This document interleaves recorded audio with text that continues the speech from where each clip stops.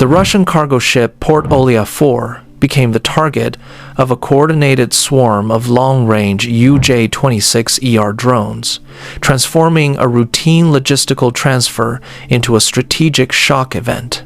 Within hours, thousands of tons of Iranian-supplied military components vanished beneath the waters of the Caspian Sea, generating estimated losses in the hundreds of millions of dollars. But the financial repercussions told only part of the story. This attack shattered long-held assumptions about the security of rear areas, revealing that distance no longer guarantees safety in modern warfare.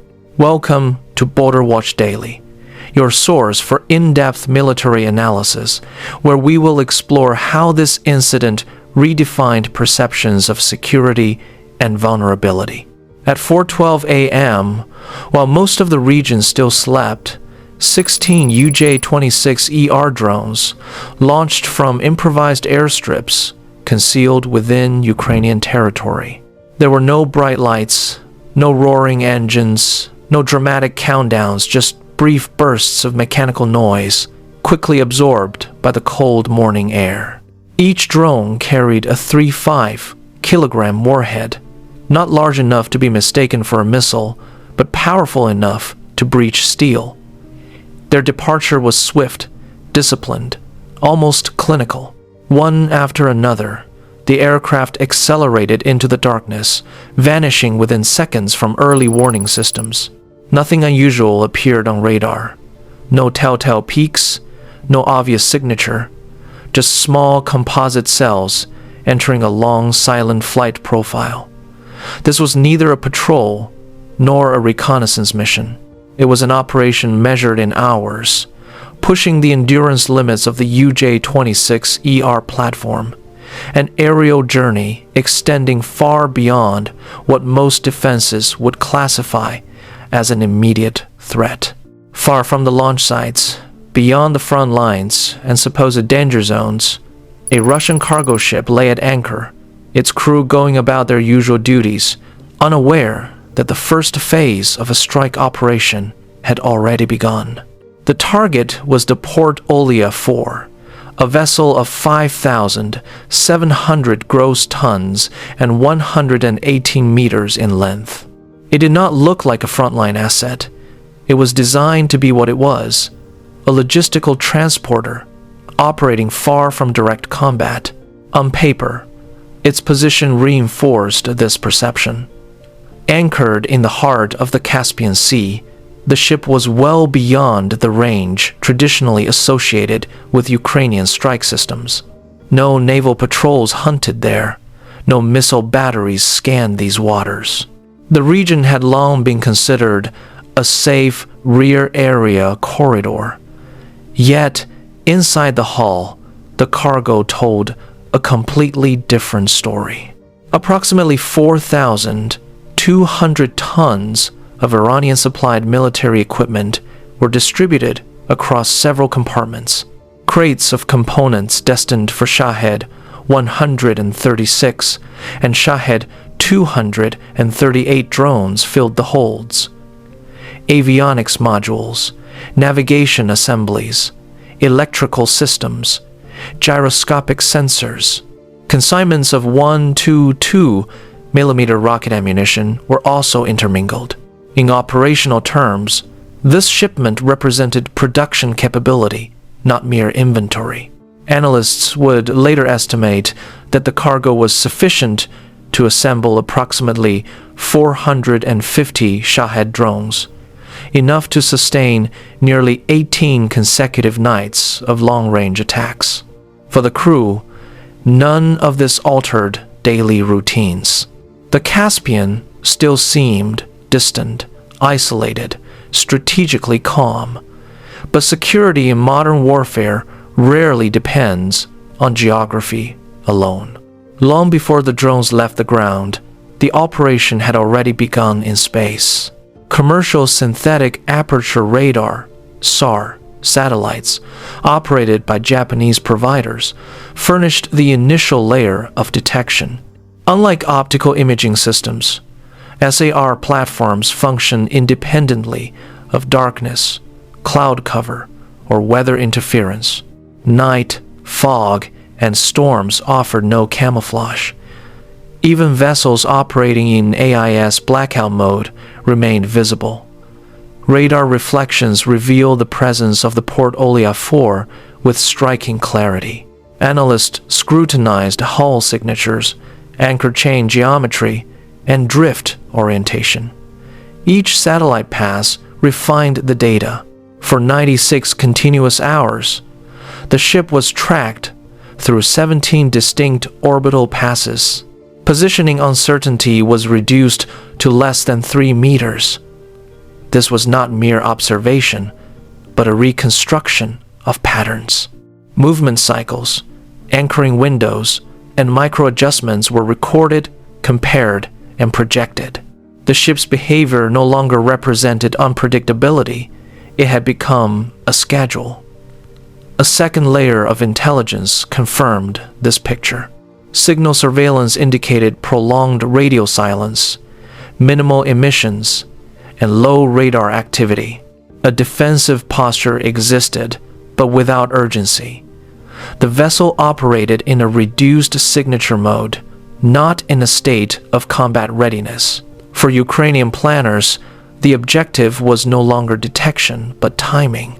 The strike was not to occur at the first opportunity, but during a calculated engagement window, a period when location, movement, and response times aligned perfectly. When that window finally opened, the mission shifted from surveillance to execution. At 5:03 a.m., less than an hour after takeoff, the strike plan was no longer theoretical. The weapon platform remained the UJ-26ER drone, chosen for its endurance, low observability, and long-range penetration capability. Flight parameters were precisely locked. Cruising speed varied between 140 and 165 kilometers per hour, while approach altitude was maintained between 15 and 50 meters above the surface. The calculated operational range extended to approximately 1,500 kilometers. Endurance, not speed, defined survivability. Navigation relied on a hybrid GNSS-INS guidance system, ensuring continuity even in the event of satellite signal disruption. Each drone carried a pre-programmed inertial trajectory, eliminating dependence on uninterrupted external input. The strike package was divided into functional roles. 13 drones were assigned to direct attack vectors. 3 relay drones maintained telemetry, signal stability, and situational awareness across the entire engagement envelope. Targeting priorities were distributed across 4 structural areas: propulsion and ventilation systems, the bridge and command compartments, waterline segments, and load-bearing beams, as well as denial corridors around projected escape routes. The objective was not immediate destruction, but controlled destabilization, a cascading sequence of failures designed to render the ship structurally unrecoverable. Nearly 5 hours later, Russian radar operators began registering faint, low-priority echoes approaching from multiple vectors. At 9:17 a.m., the first UJ-26ER drone reached the target envelope. There was no spectacular explosion, no gigantic fireball. The warhead detonated against an aft ventilation duct, rupturing thin steel plates and sending fragments through internal cableways. Within seconds, smoke began to spread into the aft compartments. The second impact followed almost immediately. A direct strike along the starboard waterline breached the hull, forcing seawater into lower sections designed to remain dry. The flooding did not arrive as a wave. It crept in, silent and relentless. Moments later, the third drone struck a bilge panel beam. Structural stress propagated outwards, weakening load-bearing connections. The fourth detonation tore through an electrical compartment, igniting localized fires and severing critical circuits. This was not saturation bombing, but a sequential degradation of systems.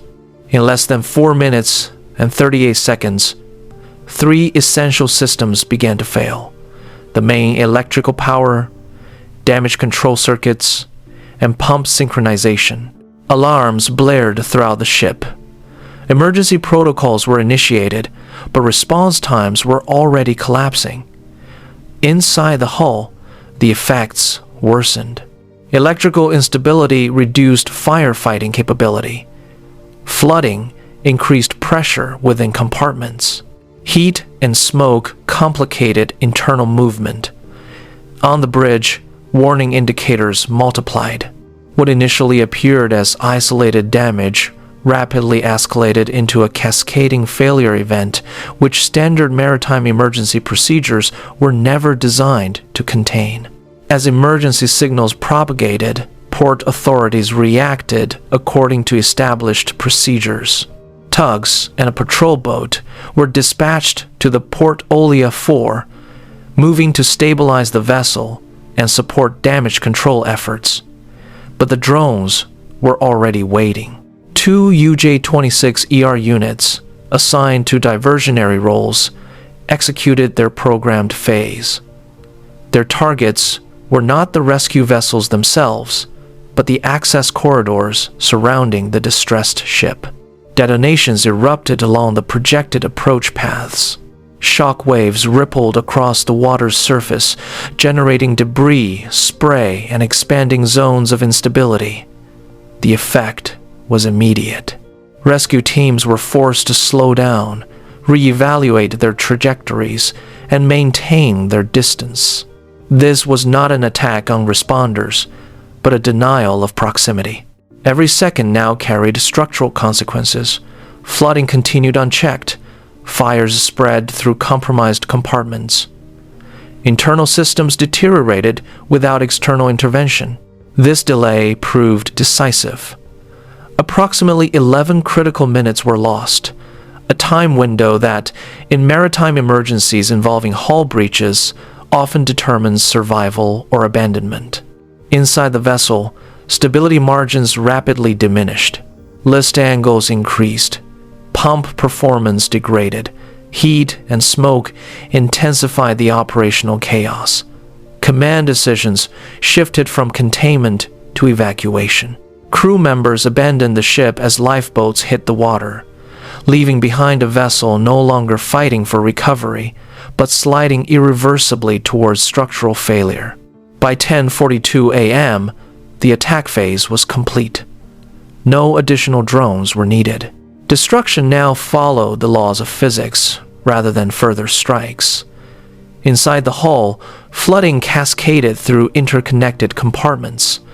Water pressure surged along compromised sections on the starboard side. What had begun as localized breaches evolved into systemic instability. The list angle steadily climbed from 9, 6 to 14, 3 degrees, then beyond 21 degrees. Each change amplified structural stress. Assumptions about internal ballast collapsed. Stabilization thresholds were surpassed. Pumps continued to operate, but performance margins were already lost. Synchronization failures, electrical power instability, and increasing water volumes rendered recovery mathematically improbable. Deep within the cargo holds, mass displacement began. Crates, modules, and ammunition loads shifted under the force of gravity. The ship's center of gravity moved beyond its survival envelope. Steel beams absorbed forces that were never designed to withstand. Audible signs followed: metal deformation, internal impacts, progressive structural fatigue. This was not a sudden sinking, but a controlled collapse. By 12:08 p.m., stability was irreversibly lost. The ship rolled, its momentum accelerating as water surged over the deck. In mere moments, the Port Olia 4 capsized, transitioning from a functional logistical platform to a drifting wreck, entirely governed by buoyancy and weight.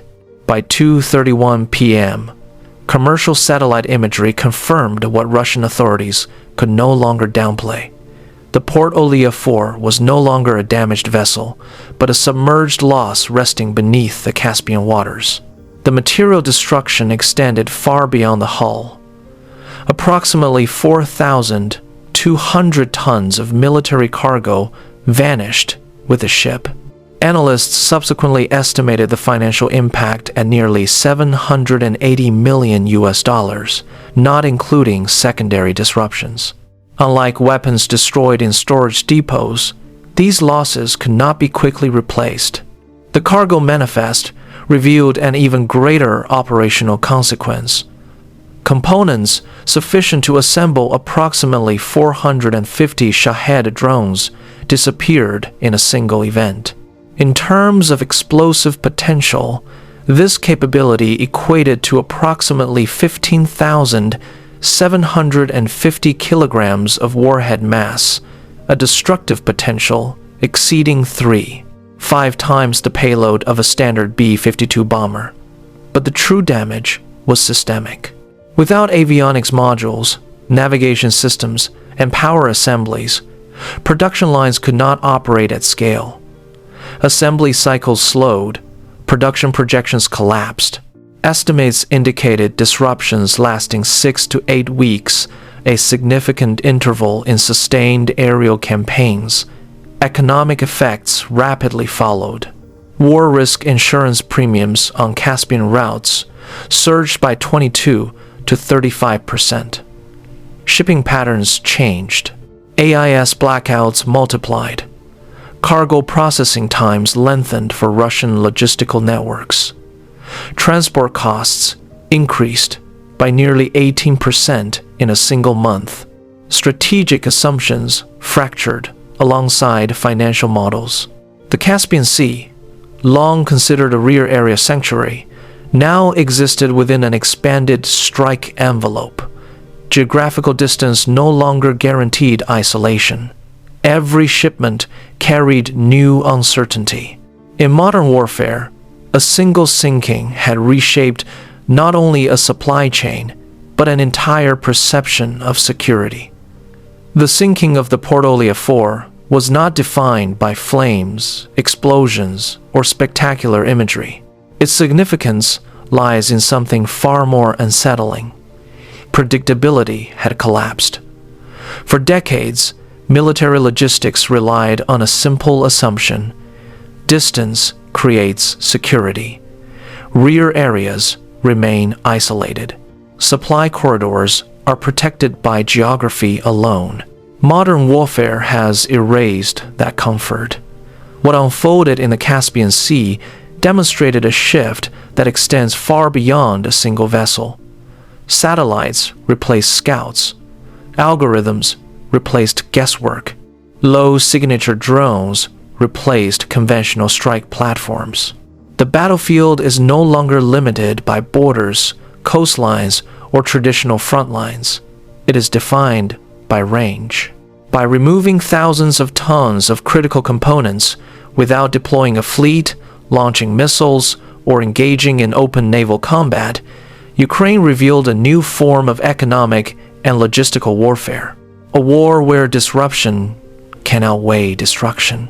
And perhaps most importantly, a war where fear becomes a weapon. Because after the wreck settled beneath the water, every future shipment carried an invisible question, not if, but when. This event raises a fundamental question. Do you believe rear area sanctuaries still exist in modern conflicts?